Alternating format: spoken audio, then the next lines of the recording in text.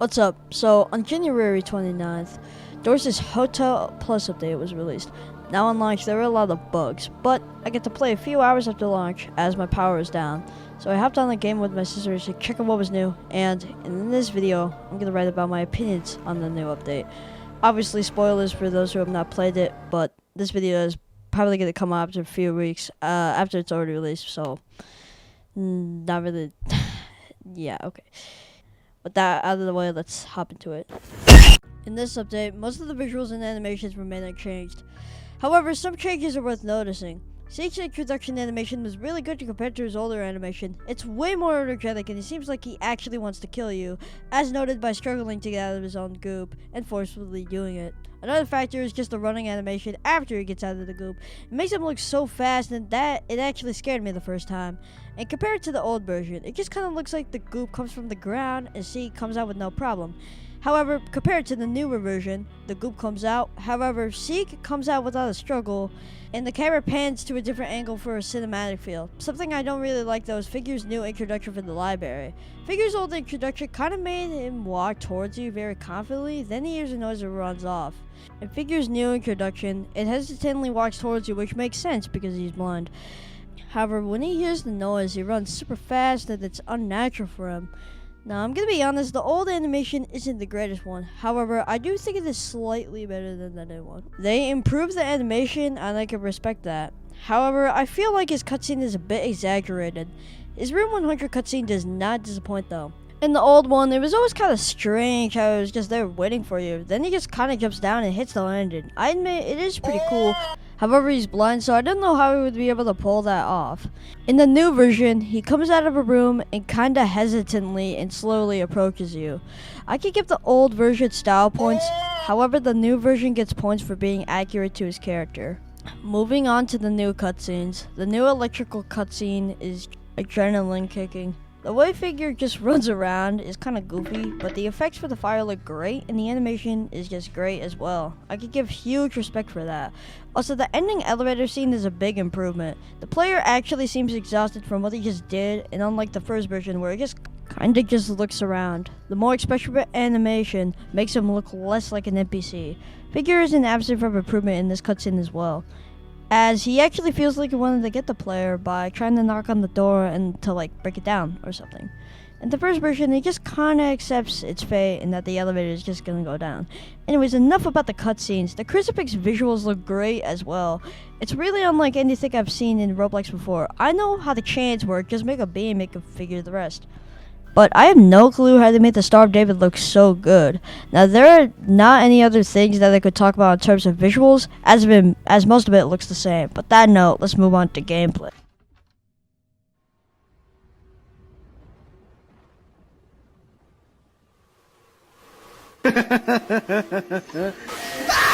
This update completely revamped Floor 1, and the difficulty looked a lot like this before. And now looks like this. And it's more difficult, but how fairly difficult is it?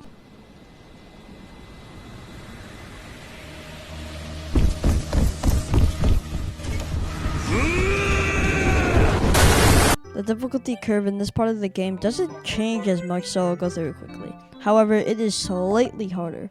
First of all, I feel like Ambush could appear more often just in general, and he's a bit harder to spot as he doesn't come with a warning unlike Rush. If you're going solo or duo, this doesn't really matter. However, if you play with a big group of people, it can be pretty alarming. Some of the other entities that appear for the entirety of the game are worth noting here as well. First of all, Dupe.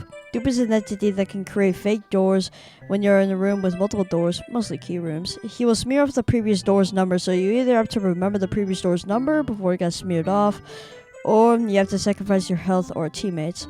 Honestly, Dupe just caused a lot of roadblocks.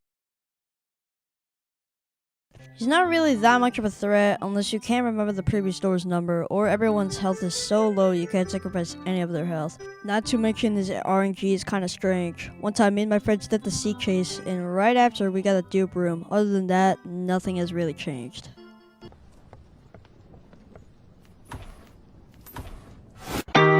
Yeah, nothing has changed here since release, so we'll just move on.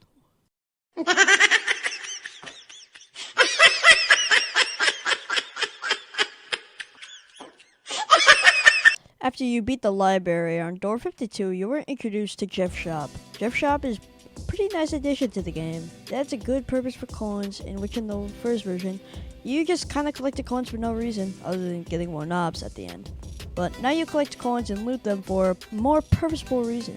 My only real complaint about Gift Shop is that the only real useful items he sells are the crucifix and the skull, which I will elaborate on in a second. Now after that, it's just the same thing how it was. However, there are some minor changes, like you have the chance to get the infirmary, which seems like a hospital room with nothing to add. However, there's a door you can use this knife, though I can get the herb. When you use the herb, you can get health regeneration. To be fully honest, the herb is okay.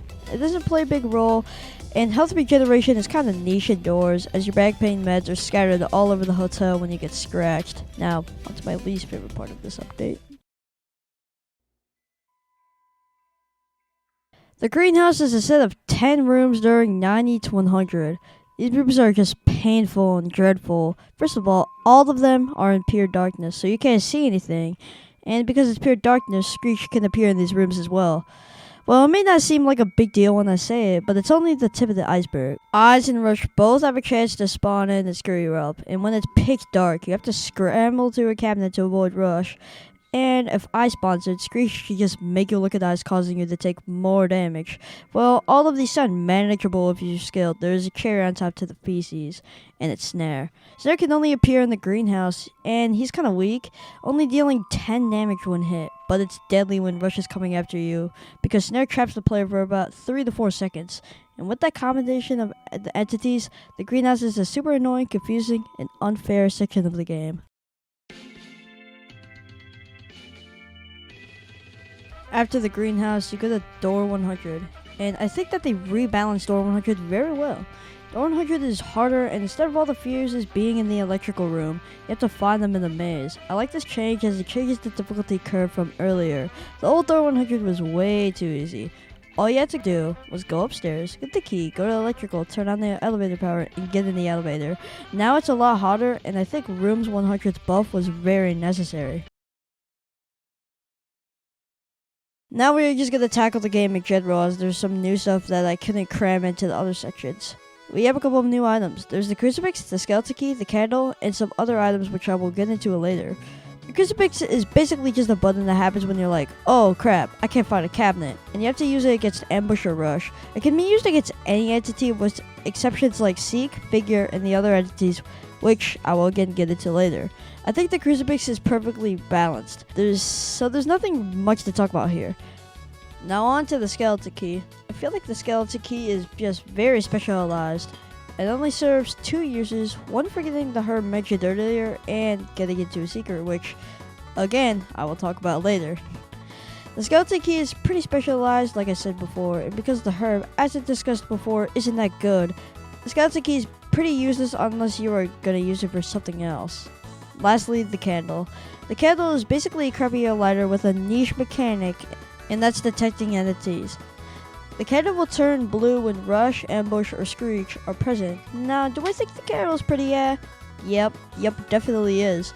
The whole entity detecting mechanic isn't really that useful, and it's just a worse lighter. Now, there's one last thing I want to dive into. You have to have 2 lockpicks and the skeleton key. Go to room 61, pull the lever. However, instead of proceeding ahead to room 62, go back to room 60 and go behind this cabinet. Go into the crack, go through the maze, and go through the door. Now use your lockpicks and your skeleton key. After that, get everyone together and hold E on the door. And get ready for what you are about to experience. Rooms is a game created by NickleRocks5555 and served as the original inspiration for Doors. After you open that door and click Continue Run, you will be transported to a Doors recreation of rooms. You will go through a variety of office spaces, coins, and flashlight batteries are scattered around. At first, it may just be a walking simulator, and that's really what it comes down to. But rooms after A60, an entity similar to Rush will start to appear, named A60. Oh my god, is that A60? Oh my lord. which makes its presence by a glitchy buzzing sound. After rooms A90 will start to appear more frequently. A90 is an entity that appears on your screen in which you must stop all inputs. That includes keyboard, mouse, literally everything, and wait until he's off your screen, or you could go back to inputting inputs. And after that spice has been added to the croissant, there's the sauce that's left, and that's A120. A120 works similar to A60, but he appears in rooms ahead of you instead of behind you. He can also come back similar to Ambush. All of this in 1,000 rooms. Yes, you heard that right, 1,000 rooms. And that's the final side of the dish, that is rooms. The reason this is my favorite part of the update is because of how challenging and hard 1,000 rooms would be. And just getting that achievement, displaying it on your character, and not to mention, you get a scanner that seems to do nothing in rooms, but after you exit the rooms, you could use it indoors for night vision, and you could use it to track down progressive items, such as the fuses at door 100. Not to mention, if you go downstairs in room 100, you could find I actually don't know what that is. But if you put the scanner in there and any other items, you can leave it there for future runs so you could grab it later. And yeah, I just like the room so much because of how challenging it sounds and how much dopamine someone would get from beating it. Also, gummy flashlight.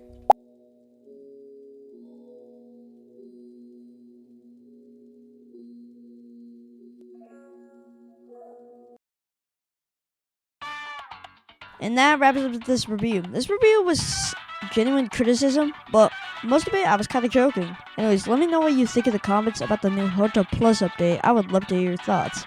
Anyways, see ya!